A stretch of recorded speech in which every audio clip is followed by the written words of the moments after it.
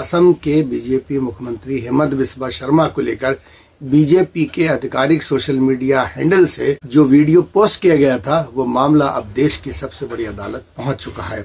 इस वीडियो में मुख्यमंत्री को राइफल पकड़े हुए ठाए गोली चलाते हुए दिखाया गया है और सामने एक मुस्लिम की तस्वीर है, वो गोली जाकर वहां लगती है। सवाल सिर्फ इतना नहीं था कि वीडियो किसने बनाया, सवाल ये था कि संवैधानिक पद पर बैठा मुख्यमंत्री एक खास धर्म के लोगों के संदर्भ में इस तरह का दृश्य कैसे पेश कर सकता है, और वो भी राजनीतिक दल के आधिकारिक हैंडल से।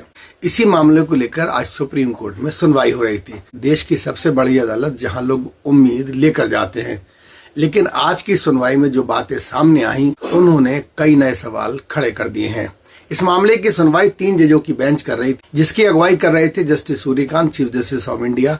पिछली सुनवाई में भी कोर्ट ने कोई ठोस आदेश नहीं दिया था। तब सीजीआई ने कहा था कि चुनाव के समय सुप्रीम कोर्ट भी राजनीतिक लड़ाई का हिस्सा बन जाता है। लेकिन आज की सुनवाई में अदालत इससे भी एक कदम आगे जाती दिखी। याचिकाकर्ता को सुप्रीम कोर्ट में नहीं बल्कि असम की गुवाहाटी स्थित हाई कोर्ट जाना चाहिए, यानी असम हाई कोर्ट जाना चाहिए। यानी अदालत का ये तर्क था कि हाई कोर्ट के पास ही उतनी ताकत है और सुप्रीम कोर्ट के पास इससे भी ज्यादा अहम मुकदमे लंबित पड़े हैं। ये बात यहीं खत्म नहीं हुई।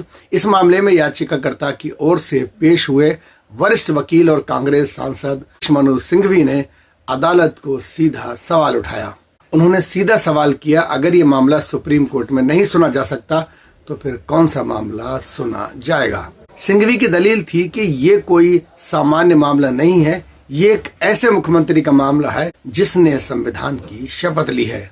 उन्होंने कहा कि सुप्रीम कोर्ट की 2022 की गाइडलाइन साफ कहती है कि हेट स्पीच के मामले में तत्काल एफआईआर दर्ज होनी चाहिए। सिंघवी ने कहा कि अगर आप हाई कोर्ट भेज रहे हैं तो आप ये बता दें किस हाई कोर्ट में जाएं। उस हाई कोर्ट में जहां का मुखिया यानी कि जहां का मुख्यमंत्री खुद इस मामले का केंद्र है, इस मामले के सेंटर में है। उन्होंने यहाँ तक कहा कि अगर सुप्रीम कोर्ट नहीं सुनना चाहती तो किसी दूसरे राज्य में हाई कोर्ट में इसे भेज दिया जाए। इस पर सीजीआई का जवाब चौंकाने वाला था। उन्होंने कहा कि किसी दूसरे कोर्ट में भेजना असम हाई कोर्ट का मनोबल गिराने जैसा होगा।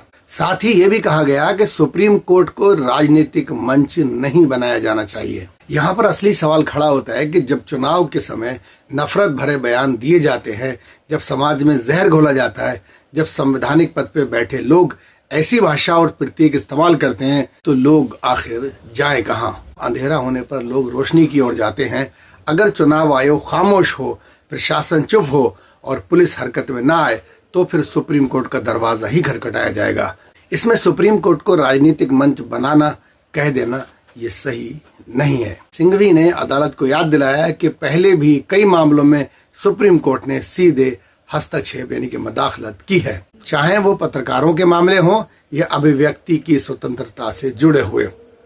उन्होंने कहा कि अनुच्छेद 32, उन्होंने कहा कि अनुच्छेद 32 और अनुच्छेद 226 दोनों समांतर पावर हैं, फिर इस मामले में अनुच्छेद 32 का इस्तेमाल क्यों नहीं हुआ। लेकिन अंत तक सुप्रीम कोर्ट का यही फैसला रहा कि पहले हाई कोर्ट जाइए। सुप्रीम कोर्ट ने ये जरूर कहा कि हम हाई कोर्ट से जल्द सुनवाई का अनुरोध करेंगे, लेकिन फिलहाल खुद हम इस मामले पर चुप रहेंगे, कुछ नहीं बोलेंगे, कोई सुनवाई नहीं करेंगे। जब चुनाव सिर पर हो, वक्त सबसे कीमती हो और कथित नफरत फैलाने का असर तत्काल पड़ता हो और अगर इंसाफ में देरी हो तो क्या वो इंसाफ रह जाता है। आज नहीं तो कल अदालतें फैसला देंगी, लेकिन तब तक जो संदेश समाज में फैल चुका होगा, जो ध्रुवीकरण हो चुका होगा, उसकी जिम्मेदारी कौन लेगा।